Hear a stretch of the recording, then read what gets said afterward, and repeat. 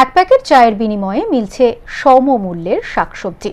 এক প্যাকেট চা পাতা দিলেই মিলছে 4 টুকরো চাল কুমড়ো বা সমমূল্যের আরও অন্যান্য শাকসবজি। অর্থাৎ ওপারে চাহিদা চায়ের আর এপারে সতেজ শাকসবজির। দুদেশের মানুষের পারস্পরিক বোঝাপড়ার সঙ্গে বিনিময়ের মাধ্যমে ঠিক এমনভাবেই বেচা কেনা চলছে জিতি চা বাগানের সীমান্তের হাটে। মাস তিনেক হলো ওই এলাকায় একটি হাট বসে, আর সেই হাটে বিক্রেতা হিসেবে আসছেন প্রতিবেশী দেশের ভুটানের বাসিন্দা আর ক্রেতা জিতি চা বাগানের শ্রমিকেরা। সীমান্তের ওপারের দেশ থেকে আসছে মিষ্টি কুমড়ো, স্কোয়াশ, আদা, মিষ্টি আলু, রাই শাক থেকে শুরু করে ফুলঝাড়ুও। তবে শীতের মরশুমে কমলা লেবু আসা শুরু হলেও তা অনেকটাই কম।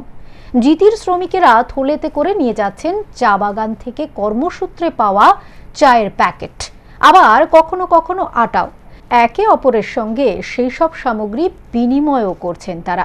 মাত্র 3 ঘন্টার এই হাটে বিনিময় প্রথার মাধ্যমে এভাবেই চলছে বেচা কেনা। তবে কেউ কেউ অবশ্য টাকা পয়সা দিয়েও সামগ্রী কিনছেন।